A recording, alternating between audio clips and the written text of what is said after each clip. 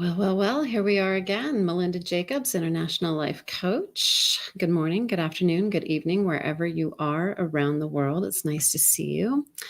I'm here to talk about today. Did you notice? Have you noticed? The world is shifting. There's a huge energetic shift that's happening, and there's not one person that's not being impacted by this shift. I think of this shift kind of like puberty. It's just a natural evolution. It's what happens. We've gone through this. For those of us who have gone through this, we have managed to survive that transition. Our bodies changed, our thoughts changed, our behaviors changed, our relationships changed, everything changed. Collectively, we're going through puberty. We're kind of going through a collective maturing, and it's weird and it's different, and it's a process that we really cannot stop, whether you want to try or not. It's happening. This is just natural evolution. So just want to normalize that for you. And today I want to talk about some things that you can do to kind of get yourself grounded, get yourself centered, because things are going to be a little bumpy. And I'm just hearing again and again every day, people are freaking out about what's happening in the news and what's happening in the politics and what's happening, with these different countries going to war and the climate crisis and socioeconomic issues.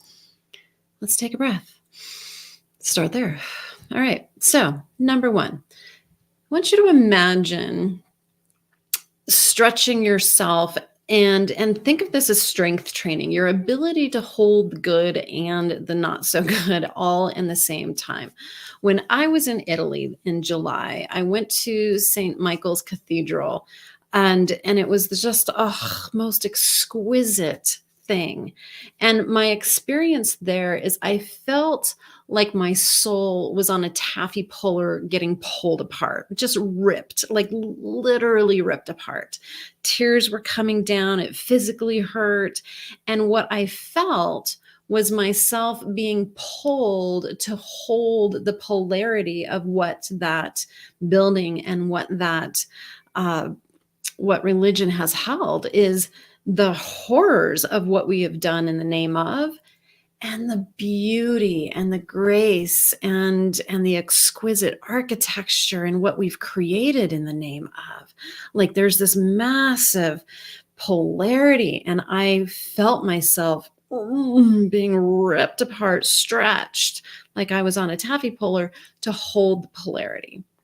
So there's this thing called toxic positivity, where people just get hyper focused on the good, the good, the good. And they're like, I'm not going to look at the bad. I'm not going to look at the bad. I'm not going to look at the icky.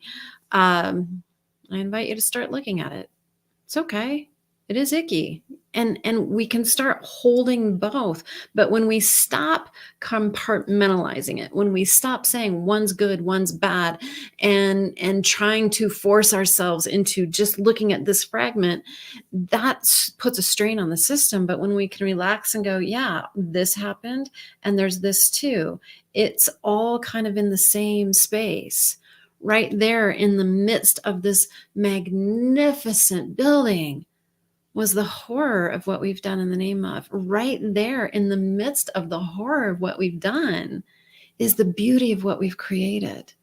It's all right there in the same thing. So we can start to stretch ourselves and hold the polarity rather than just getting hyper focused on one compartment. Because if we get too focused on the good, on the beauty, then that's the toxic positivity. Then we start losing compassion. We create separation just by that. When we get too focused on the negative, on what was awful about it, then it brings us down, and it impacts our moods and our health and our well-being and our relationships. So we want to learn to stretch ourselves.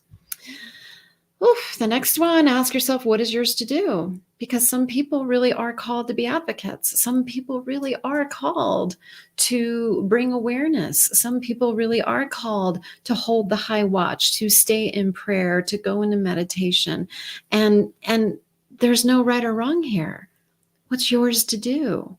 And just stopping all the, well, they should do this and they should do that. Well, that's up to them to figure out. What's yours to do, beloved? Find out what's yours to do. And then with things being so intense out there and such atrocities, I just cannot stress self-care, self-care, self-care, self-care. Find ways to calm down your nervous system. Take deep breaths. My guides have inspired me with a lot of kind of emphasis of clean your diet up. Like the more healthy you can be right now, Melinda, the easier this is going to be, the better you can take care of yourself. So I'm on a 10-day streak now of getting in my celery juice. So anything you can do to up level your health, better sleep, less news if you're getting a little too much into it, take baths, go on long walks, get out in nature, call a friend that you enjoy spending time with, but take care of you. And I could have never gotten here alone. I have a whole team of people who have been supporting me over the years to get me to this place where I'm pretty self-reliant at this point, but that hasn't always been that way. And I still lean into my prayer partner. I still lean into my girlfriends. I still lean into my spiritual community. And so if you're needing support, I'm here. I'm here to support you and help you get on that trajectory of getting a little more resilient, getting a little more grounded, stretching the polarity, holding the duality within yourself, finding out what is yours to do. What are you here to do? Get some clarity. I'm here to support that. So if you have questions, please reach out. Above all things, I'm just asking people to please be kind and gentle with themselves, with the earth, and with each other. Blessings on your day, beloved. I will see you soon. Take good care of you.